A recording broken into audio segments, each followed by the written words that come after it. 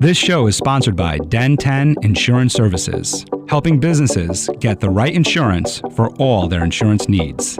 Visit den10.io to get a quote. DENTEN.io. And remember, when you buy an insurance policy from Den 10, you're giving back on a global scale. Hello, all my entrepreneurs and business leaders, and welcome to the Michael Esposito Show, where I interview titans of industry in order to inform, educate, and inspire you to be great. Well, first of all, I want to start with your intro, actually.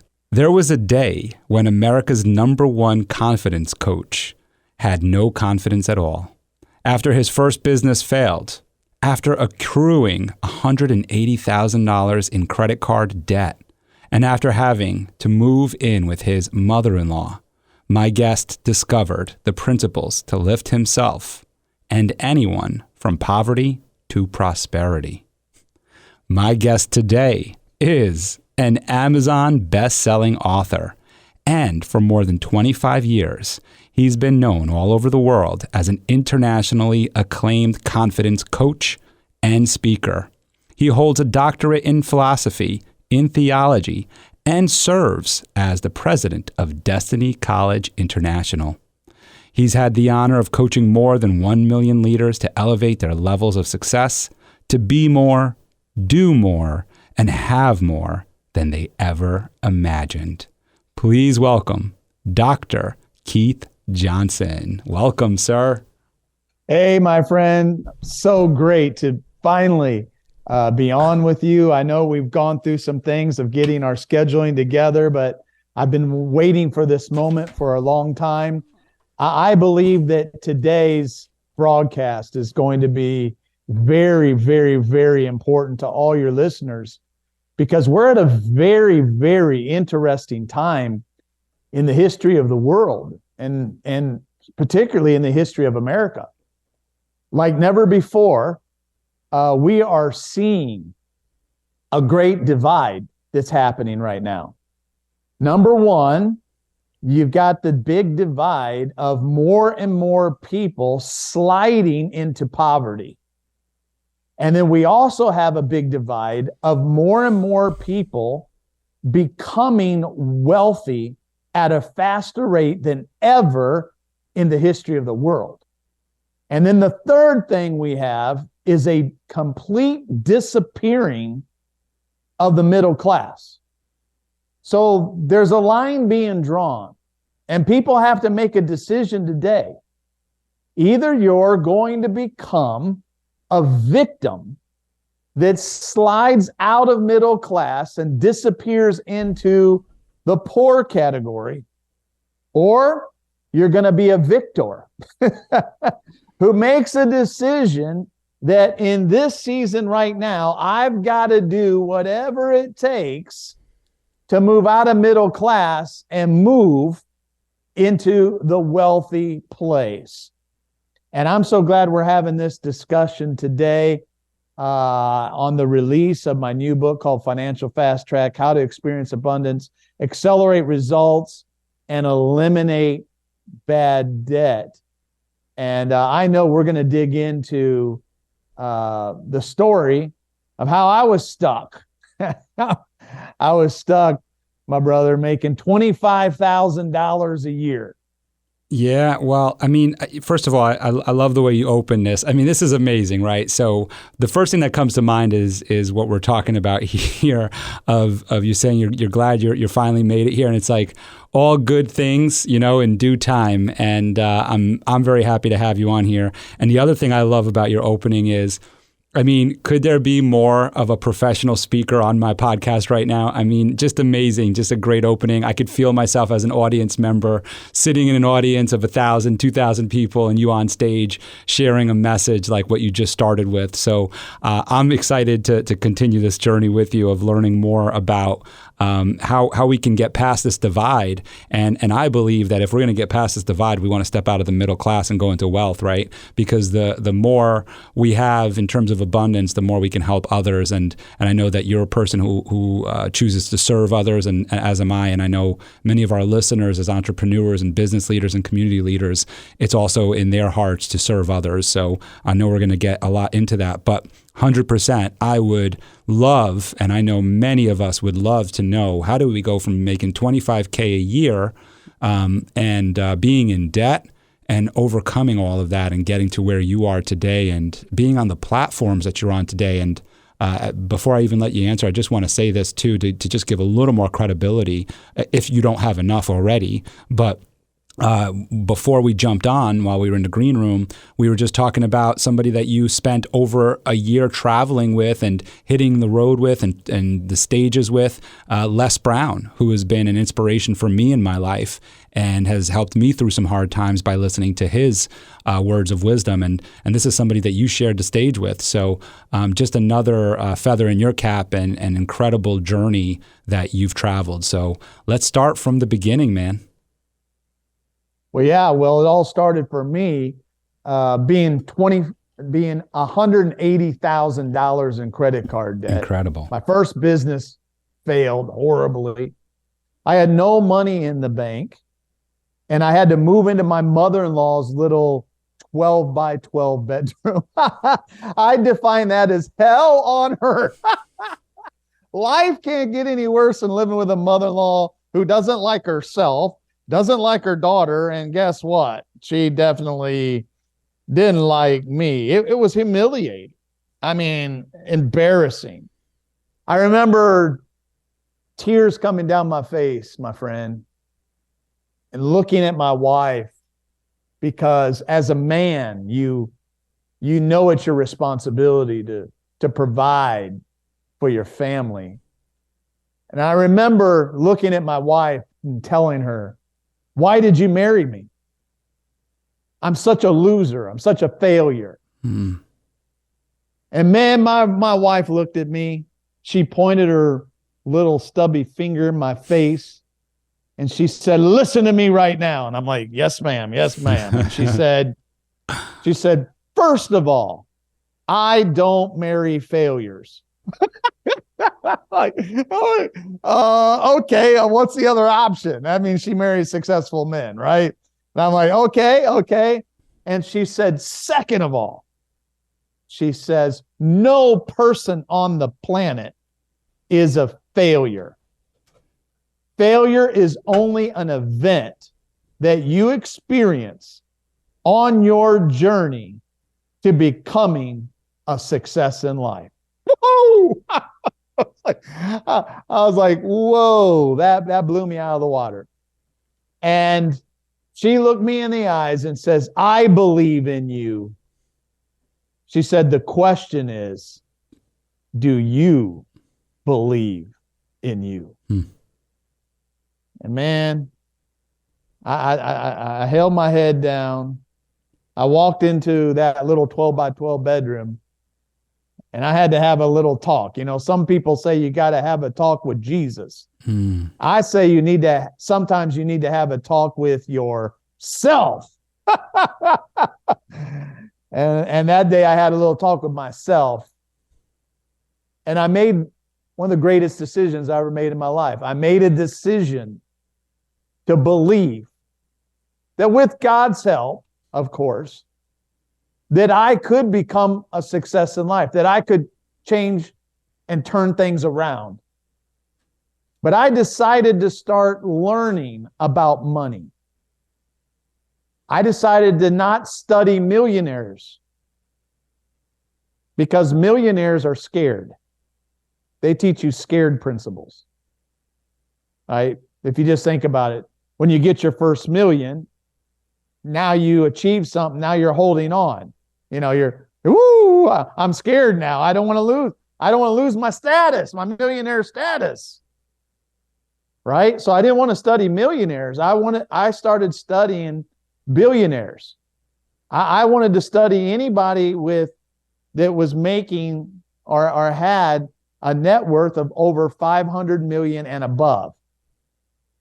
And so I went on this journey in the middle of my crisis to learn about money. I spent a whole year studying 4 hours a day.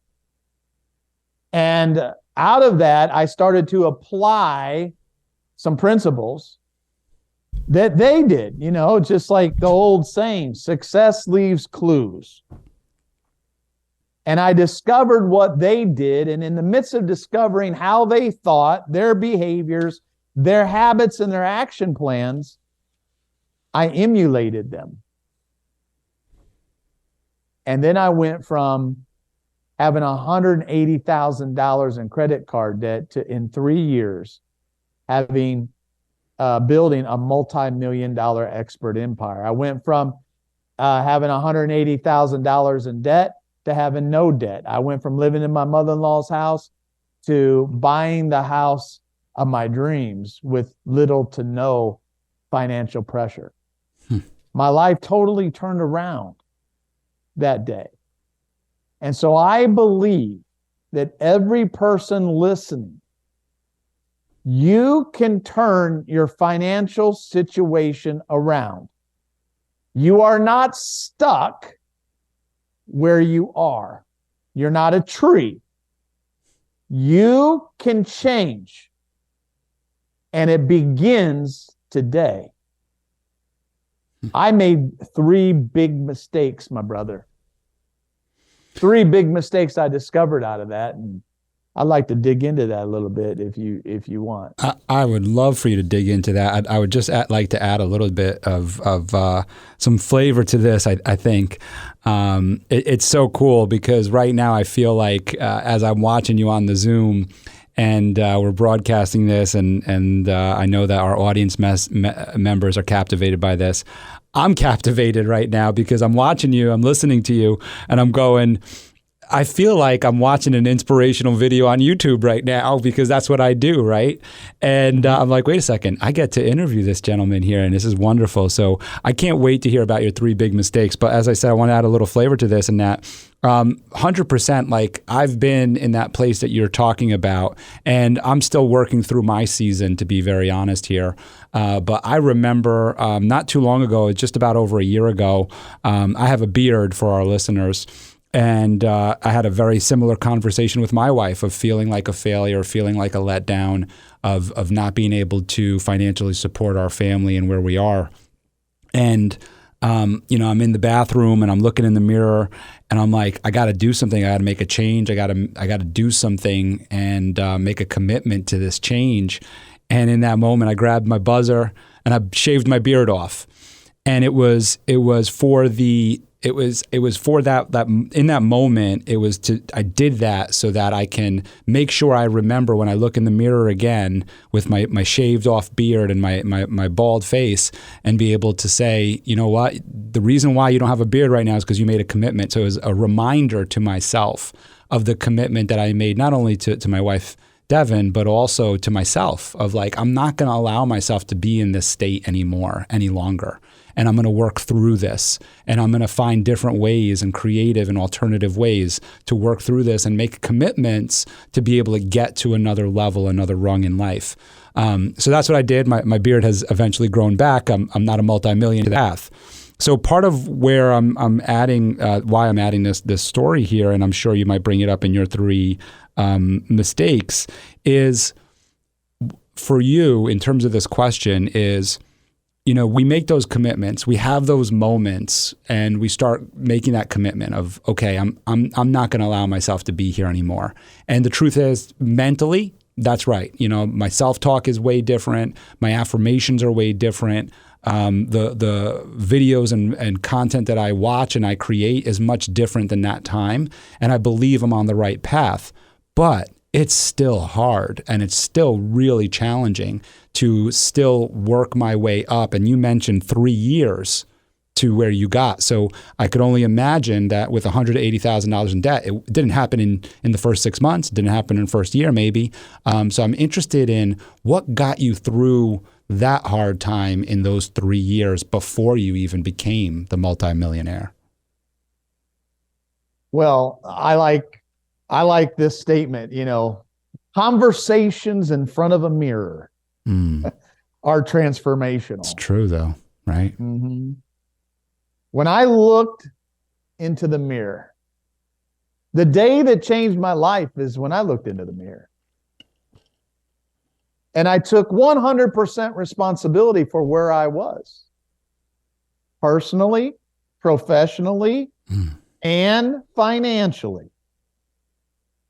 Success only begins at that point of taking responsibility and ownership, right? When I looked in the mirror at my mother-in-law's house and I pointed my finger at myself and I said, you have done this to me. You have messed up my life. You have caused me to be broke and frustrated and miserable. You're the one that caused me to have thoughts of suicide and giving up and quitting. And when I took responsibility, because at that point I was blaming everybody else. I was on the blame train. I was blaming the economy. I was blaming my upbringing. I was blaming the geographical area that I lived in. I was blaming, all the things except for, like Michael Jackson said, the man in the mirror. And that day I took responsibility. But here's what I've also learned.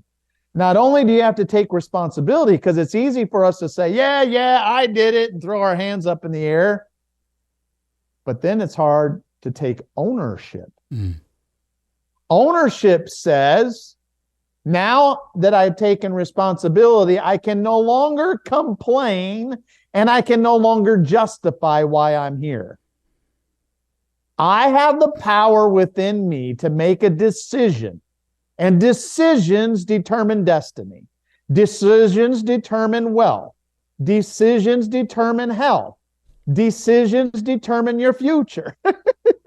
Decisions determine your outcome. I have the power to decide. A bird doesn't have that power. It lives by instinct. A flower doesn't have that decision. Will I grow? You're going to grow. You live by seed time and harvest. But human beings were given the power of decision. Now you need to decide you're going to do something about it. And this is a big issue because most people bury their head in the sand, especially when it comes to money. I mean, have you ever walked into a bank? Isn't it weird how humans are about money? You ever walk into a bank and everybody's like, nobody talks. Whispering, yeah. Yeah, and they clench whatever they have in their deposit in their hand. It's like they're covering it up. They don't want anybody to see. It's super duper solemn. It's super duper quiet. Why is that? What is that within the human psyche that we want to be quiet about money, that we don't want to talk about it, that we resist it every time we hear, oh, they're talking about money again. Well, wake up. Outside of your relationship with God, the second most important thing in your life is money. Money.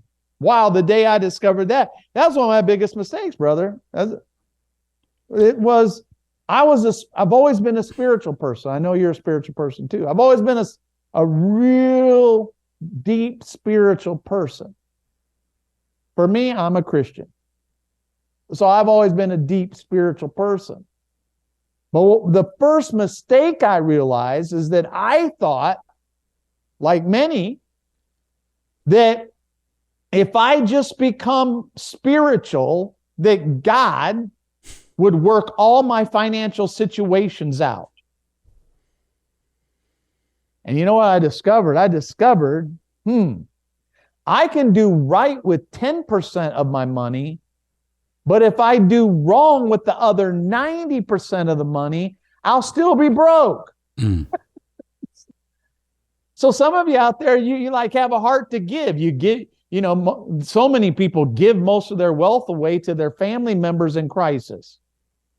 And one of the little nuggets every one of you can learn, most wealth is lost by giving to children and relatives who are having a crisis. And here's the nugget to learn.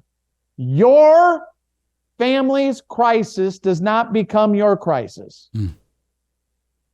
If your son is strung out on drugs and you keep sending him money, you are the enabler now. He doesn't need to make the tough decisions to change his life because you are his Jesus. You are his God. And he doesn't need anything else to change because he's got you. And many times we have to allow family members to face the pain of their wrong decisions before they'll ever change. And so this is my big discovery. I started to discover, wow, you know what? I have a responsibility to manage my money and take the money that I do earn, not make. People say make. No, you can't make money. You earn it by adding value. If you make it, then you make counterfeit. You can't do that. You can earn it. You take money that you earn and you learn how to multiply it. That's what financial fast track is all about. All the current financial gurus are teaching you how to add money. That's slow. They teach the concept of what? Hey, go to school. Get a job. Work for 40 long years. Scrimp, scrape, live a miser life. Eat beans and rice and drive old beat up cars that your wife has to put oil in to keep it alive and running down the road, even though it's dangerous, but throw her in an old beat up rattle trap and just suffer for 40 years. And then when you turn 70 years old, I call it wealth in a wheelchair. Then when you turn 70 years old of just adding a little bit every little month, every little year, then you can enjoy wealth down in Florida, playing shuffleboard and golf.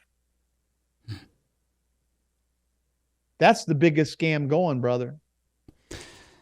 Yeah, and we want to make sure we don't get there. So I'm looking forward to hearing how we can make sure that we get out of there. I've got a couple things here I want to mention here in this first mistake that you brought up, and I love that you want to speak about money because I mean that's if anybody, whoever's listening to this, our entrepreneurs, business leaders, and community leaders. You're here, you're listening to this because you want to succeed. You want to succeed in life. You want to get better. You want to do things in life. And again, I want to just go back to the point of making money and understanding that we can help more people the more money we earn. And I like that you brought up the word earn. And it took me time to learn that as well. And I think, if you just think about it, if you're earning $100,000 a year and you give 10% away, that's $10,000 a year. That's nice. But imagine if you're earning $1 million a year, how many people are you impacting giving away $100,000 a year? And, for me, that's certainly a goal. And I know to many listeners, that's also a goal. So I definitely want to learn more about that. And I want to add one more thing here. In that Earl Nightingale talked about this because Earl Nightingale is since gone and passed. But, just talking about the importance of money and realizing it's not about creating wealth in order to be kind of a spoiled person, but it's about creating wealth so that you can take care of all of your financial needs. And that includes your housing, your food, your medical care, all of the different needs that we have in life. It's so important to create a wealthy, abundant life so that you can support yourself and then pass that on to your friends and family and the people around you. And one other little nugget in there that you mentioned in terms of the mistake, is that when you do give away that wealth, there are so many examples of people who have had huge entourages of friends that they wanted to help out. And Allen Iverson is the first person that comes to mind of just a huge entourage. And for those who don't know him, then you need to listen to another podcast because you know Allen Iverson, AI, come on. So watch some 2000s basketball. He was one of the greatest. But anyway, accumulated an enormous amount of wealth by being an NBA player and endorsements, and felt a need and desire to support his friends and family. So he did so, and he gave away all of his wealth, to where it's taken him years since leaving the NBA to rebound from that. So use him as a lesson in all of that. And lastly, as we move on to your next mistake, the importance of learning earning versus making, I think, was another tip that you brought out there. I learned that a long time ago, in that, making money is not the same as earning it. Earning it means that you really put in the time and effort, and that you deserve that money that's in your bank account. That all being said, I'm excited to hear what you have next in store for us for your second mistake that you made. Yeah, the second mistake that I made was I thought that money wasn't important. Right? The old money's not important to me. Well, first of all, if money's not important to you, why do you work so hard to get it? Why do you jump in a car, drive an hour to work 10 hours a day to drive back home, another hour, 12 hours out of your day to get money if money's not important? The first thing you need to do is tell yourself the truth. Stop lying. And listen, all these belief systems, I have my PhD in theology, as you mentioned. But I did a serious study on where did all these wrong belief systems, that was part of my PhD dissertation. Where did all these wrong belief systems about money come from when you trace it way back? And what you find out is that a lot of these wrong belief systems, whether you're a spiritual person or not, makes no difference. It's like, where's the origin? The origin of all these wrong belief systems about money stem from religion spreading it around. And it goes all the way back to the Persians. The Persians were mystics. They were hyper spiritual people who believed that the spiritual world is good and the natural world is all evil. They spread that philosophy to the Greeks. The Greeks then spread that theology. When Rome became Christianized under Constantine, they then influenced the Christian church to think the same thing.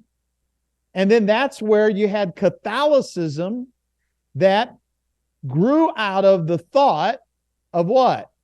Oh, to be really spiritual, the monks then went into monasteries. They said poverty is spirituality. So they couldn't own anything. They couldn't possess anything. They couldn't marry, have sex, have anything to do with anything that was pleasurable. You had to suffer, man. Right?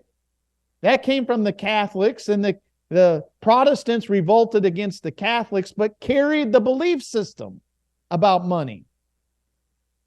Carried the belief system literally to every denomination, Lutheran, Methodist, Pentecostal, non-denominational, whatever you are, it's spread through the denominations and through churches.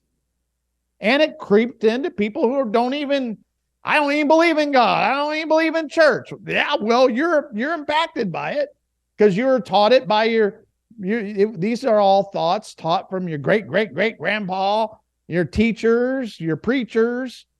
You absorb these wrong belief systems about money, all stemming back from a lie. Now, the interesting thing about this is that the Jewish community, the Hebrews, never embraced this belief system that money wasn't important. They never did. That money was evil. They never embraced any of those teachings. They embraced that God called everything good. So they went a completely different path. All things that are spiritual are good. And guess what? Everything that's materially on this earth, like God said in Genesis 1, it's all good. By the way, there was gold in the garden and God called it good. So, see, in order to change your life, you got to get rid of these old religious belief systems, whether you're religious or not. You got to destroy that and say, money's not important. Oh, no, my friend. Money is very important. And whatever you think is not important to you will stay away from you. For instance, Michael, you're married. If you walked into the house tonight after our interview and said, honey, you're just not important to me. I'm not going to pay attention to you. I'm not going to talk to you. I'm not going to tell you I love you. I'm not going to take care of you anymore. I'm done. You're not important. Something else more important. My race car is important to me, and it is number one in my life, my race car. I like race cars. I like speed. What do you think your wife's going to tell you, Michael? What do you think your wife's going to tell you? Well, my wife is a very emotional woman, and she would break down in tears and be very upset and sad by that statement, to say the least. And if you treated her that way for 10 years, what do you think she's going to do? I don't think it would make it to 10 years. I think it would be pretty quick. But what would she do? Be gone. She would leave. Anything that's not important to you leaves. That's right. Your wife would get a Mexican anointing on her, and she would say what? Hasta la vista, baby. I'm out of here, right? And so it's the same way. So many people have this internal belief that money's not good, that money's evil, that it corrupts, that there's a lack of it in the world, and if I make any of it, I'm taken from somebody else. They have these belief systems that's actually repelling money away from them. And that was me, brother. That's a mistake.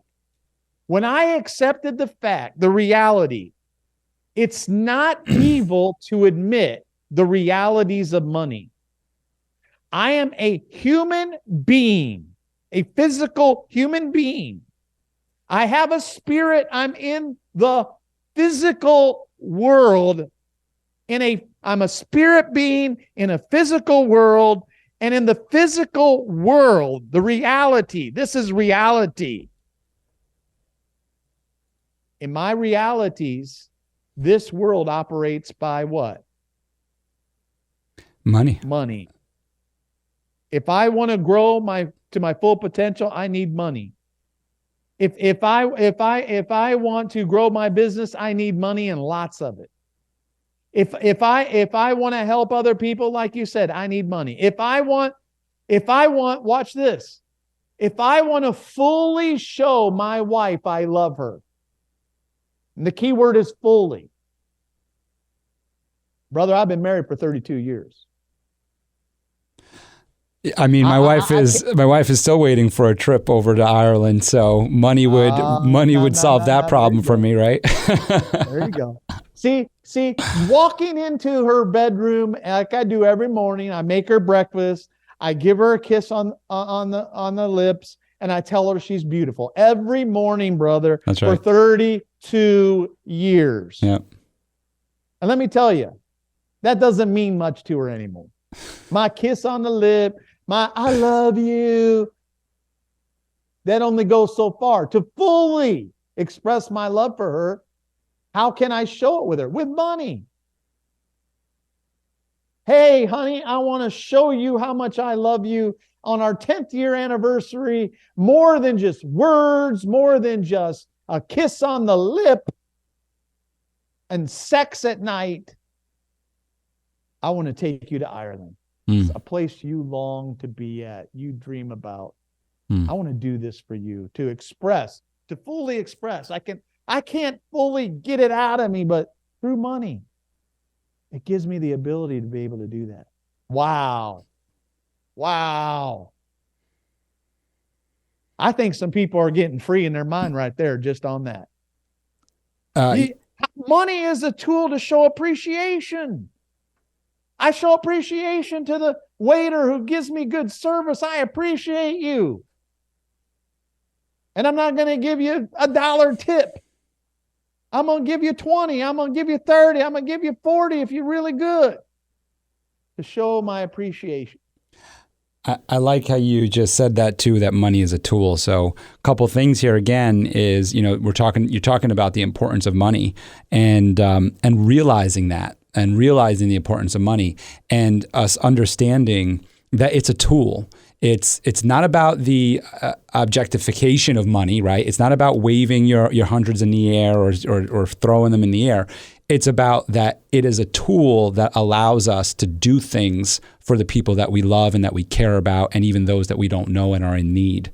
It's a tool that we can use. And when we change our belief system, which I love that you brought that up about it, then we can do more for these people. And, using the example of my wife here and taking her to Ireland, it's for her, it's not about me making money, right? She's got what you're talking about in terms of that belief system. It's not about me making money. It's about me being able to take her there. But in order to take her there, I got to make the money to take her there. And there's so many other things in life that we want for ourselves, and that I know our listeners want for themselves, that in order to get there, we need that tool, and it's money. So I really like that you said that it's a tool. And, if you think about that, right? Like, she needs to understand money too, because she needs to support you in your pursuit of making money. So if you're building something together as a couple, right? If she understands what your goals are, your financial goals are, because both of you have the same goal. Hey, we want to go to Ireland, right? Then she can support you. Because what you need is your wife to say, hey, honey, wow, you only work 10 hours a day, but I'm really proud of you.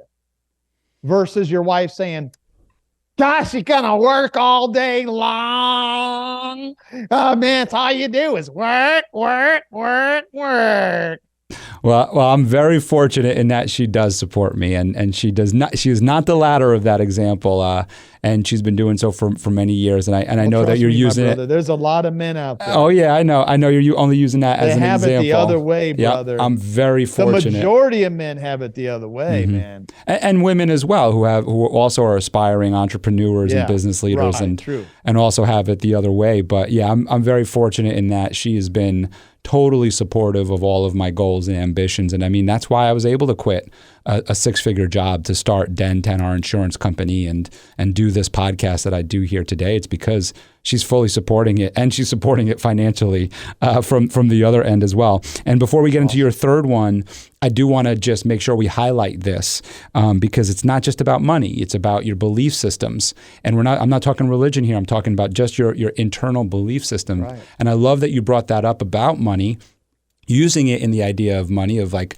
we just talked about that, changing your belief system on money, but it's also your belief system on anything, right? It's anything that you're doing in life. You have an old story. You have an old story that's pushing you into the direction of either success or failure. And so I think that when you talk about money and you're talking about changing your belief system there, it bleeds into everything in our life. And I speak about this with so I have a course for business leaders out there, for sales executives, called the Sales Mindset Mastery course. And that's what we talk about is in the past, there are things that have happened in your life, in your past, whether it was getting fired from a job or not meeting your sales goals or whatever it was. And that's a story that you're telling yourself today. Maybe it was 3 years ago or 3 jobs ago. And you're telling yourself that story today of, I don't make my goals, or I got fired because I didn't do the job. And because you're telling yourself that story today, you're not a high flyer. you're not reaching your full potential. But when you change that story and change it to be a high flyer and realize that that's your past and that's not dictating who you are today and that you've grown from that, and you change that story, you change your belief system, as you said, to being, I am a successful salesperson, I am a successful entrepreneur, business leader, community leader, then you're flying high with everyone else. I've experienced that myself, so that's speaking some truth there. So I'm so happy that you brought that up, and I wanted to highlight that for everyone. And then, of course, you're talking about creating this abundance and accelerating your life. Now, let's move into the third mistake that you made and your solutions there. Oh, great. I like how you follow up these points. You're really sharp. The third mistake that I made, big mistake. I was fortunate early on, and God has really blessed me, like you said, with some amazing mentors. I mean, to consider where I came from. I mean, my dad was a member of a motorcycle Harley Davidson group called Satan's Escorts. Wow. He and which became Hell's Angels. He lived to party his whole life. We raised ourselves. It was a very rough upbringing and poverty and just craziness, right?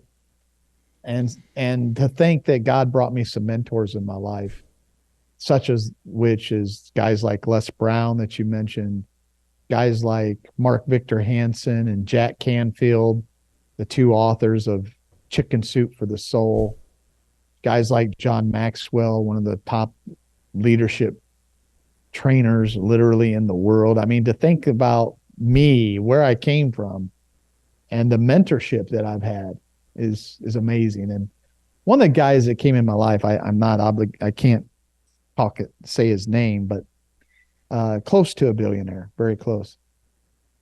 Early on, I remember him looking at me when I was in my mother-in-law's house. We're riding in the car. He's taking me to the store to buy some books. And he looks at me and he says, Keith, he says, how many streams of income do you have?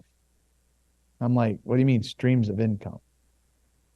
He says, well, how do you make money? I said, well, right now, I'm making $25,000 a year. And when I go and I speak somewhere, they pay me. And he says, and you're making $25,000. I said, yeah, that's what I've been making for a lot of years. It's hard. It's been difficult. And he said, he looked at me and he said this. He said, Keith, 1 is a losing number. I'm like, what? He said, $25,000 times 1 equals what? $25,000. 25,000. He said, 1 times 100,000 equals what? I said, 100,000. He said, 1 times 1,000,000 equals what? I said, 1,000,000. He said, 1 is a losing number. He said, Keith, your job is to multiply. You need to figure out how to have multiple streams of income.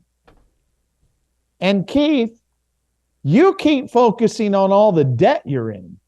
Debt's not your problem. Income is your problem. If I could get you to have 4 streams at 25,000, how much does that equal? I said 100,000. He said, would your debt right now be a lot if you're making $100,000 a year? I'm like, no. He says income. Multiplying your income is the key to becoming wealthy and getting out of middle class and poverty. And that just absolutely blew me away. I never heard anybody talk about that in my entire life. And that was the day that I decided, wow, not only am I going to be a speaker, but I'm going to become a coach. Then I built my coaching business, and I decided I was going to be an educator, and I was going to create an education platform. Then I decided I was going to get into real estate. Then I decided I was going to generate money through investments. And now today I have something like 55 different streams of income that come into my life. And here's the brilliance of this. If one stream dries up, you have other streams that kick in. It's what the rich know that the poor and middle class don't know. The middle class person has one stream called a job.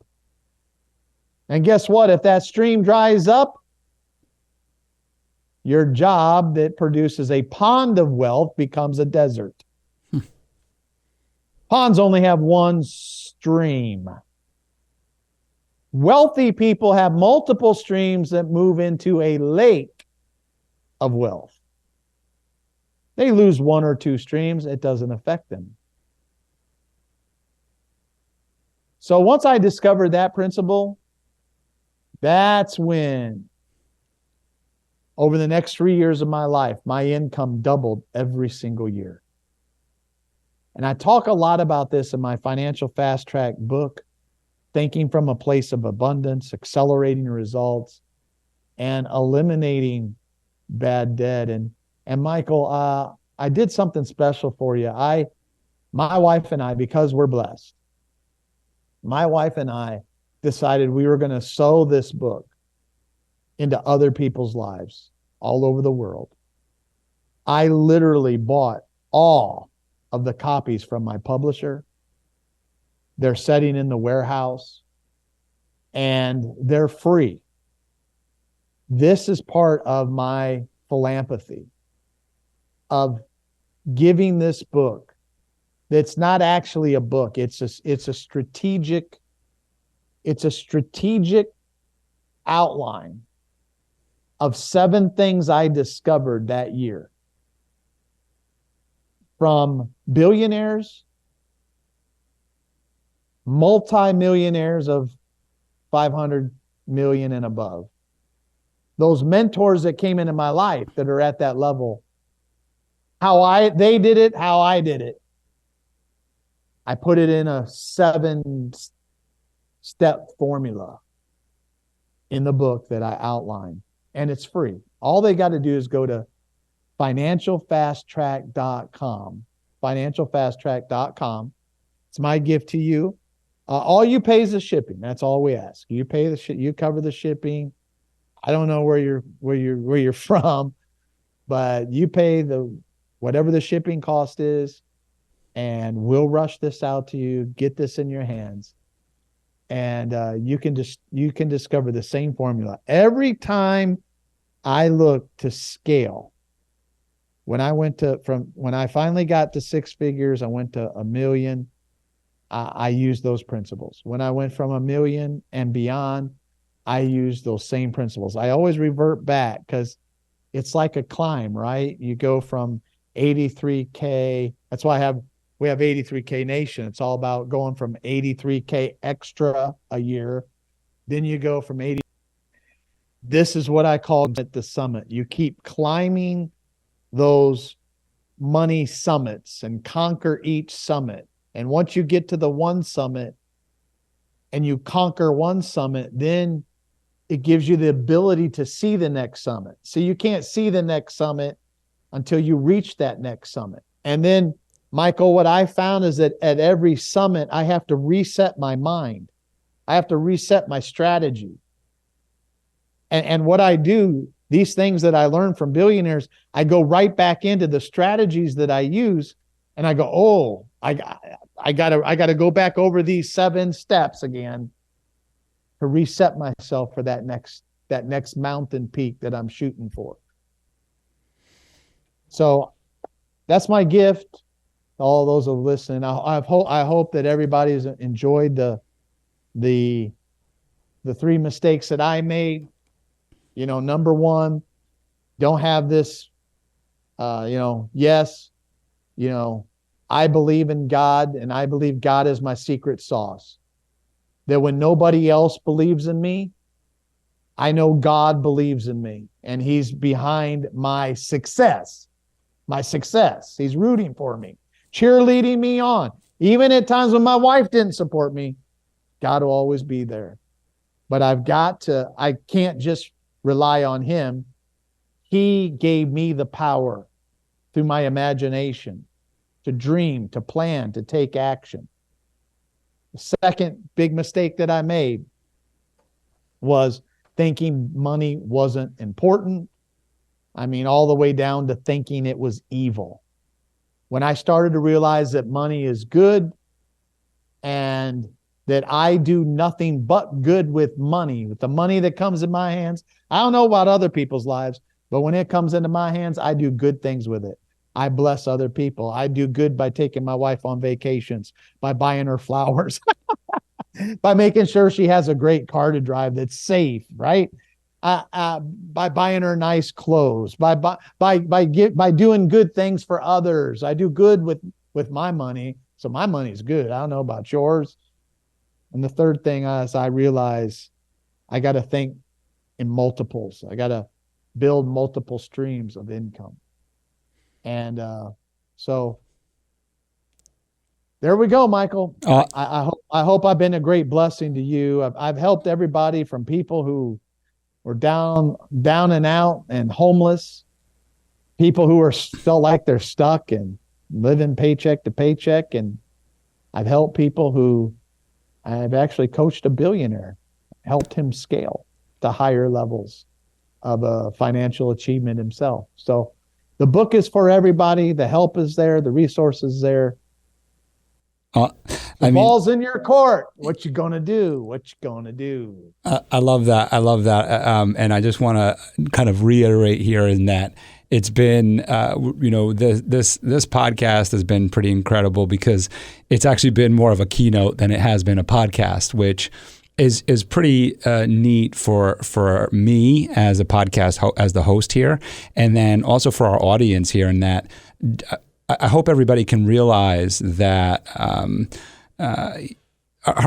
Dr. Keith Johnson is been on stages and has paid multiple thousands of dollars to be on stages to give probably the same keynote that he just gave during his podcast. And we played with it a little bit, and I appreciate your flexibility in it. But what a treat for me and for our audience to have you come here and share with us something that comes from inspiration and comes from your heart, because we know that every keynote that we write comes from inspiration in our heart. So I want to thank you for that. I do just want to ask, because I know my listeners always ask me this, is what books did this mentor of yours have you pick up? What were, if you remember, maybe the first few books that you ended up picking up, what were they? Very first one, we drove to Barnes, was it? No, Books A Million back then. No, they're not even in existence anymore. He drove me to Books A Million, and we bought Robert Kiyosaki's book called Rich Dad, Poor Dad. I brought it home. I started reading it at about 8:00 at night. I'm a slow reader. I'm not the sharpest tack in the box.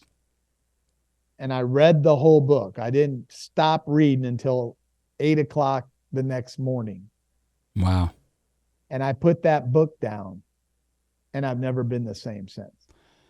You know, it's interesting you say that. That is one book that I have not read of like the starter class. Yeah. I love your facial reaction on that, because I'm like, look, so the first time that this happened to me, where it was the E-Myth, it was brought up to me multiple times. And I was like, by the third time, I was like, I got to read it.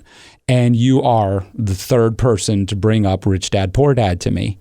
And it's from another successful entrepreneur. The other two are also successful entrepreneurs. So guess what? It's going on the reading list. It's on next. Right now I'm reading You Owe You, Eric Johnson's book, which is tremendous. And after that one, I'll certainly be putting Rich Dad, Poor Dad. So listen up, everybody. Put that on your list. We'll be talking more about that. All right. I know you're going to appreciate this next statement I have for you. Help us land this plane. John Maxwell. Help us land this plane. What I like to ask every one of my guests is an inspirational quote or mantra that you live by. So as we conclude this, what is an inspirational quote or mantra that you live by? Money loves speed. Money hates friction. The friction is the wrong belief systems you have in your head. it's the wrong strategies of the 80s that you've been applying.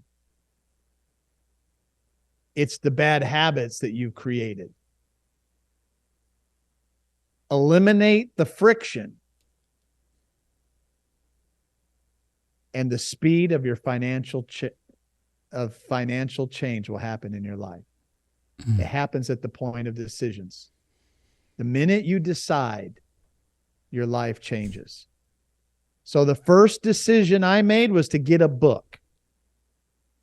And I suggest the first decision, if you want real financial change, to avoid, right, sliding into poverty, you got to do something. You got to fix what you know about money. So I don't know. The people have been raving about this. They're flying off the bookshelves. Make sure you get this one, Financial Fast Track, and we'll eliminate those brakes in your brain. You can't go fast with the brakes on. So God bless you, man. Yeah, this has been awesome. And just for our audio listeners, of course, this will all be in the show notes. Could you just share again the website and any handles or ways that people can get in touch with you? Yeah, they can connect financialfasttrack.com to get the free book. Just add shipping, and at Dr. Keith Johnson across all social media platforms, YouTube, Facebook, Instagram. We're on all of it. So go on over there from a bunch of free stuff that we do on a daily basis. Awesome. Thank you so much for coming on the show today. And I'm sure we're going to have you on again so we could talk about 83K Nation very soon. Sounds good. God bless you, my brother. Thank you for listening to the Michael Esposito Show. For show notes, video clips, and more episodes, go to michaelespositoinc.com/podcast. Thank you again to our sponsor, Den 10 Insurance Services, helping businesses get the right insurance for all their insurance needs. Visit den10.io to get a quote. That's DENTEN.io. And remember, when you buy an insurance policy from Den 10, you're giving back on a global scale. This episode was produced by Uncle Mike at the iHeart Studios in Poughkeepsie. Special thanks to Lara Rodrian for the opportunity and my team at Michael Esposito Inc. My guest today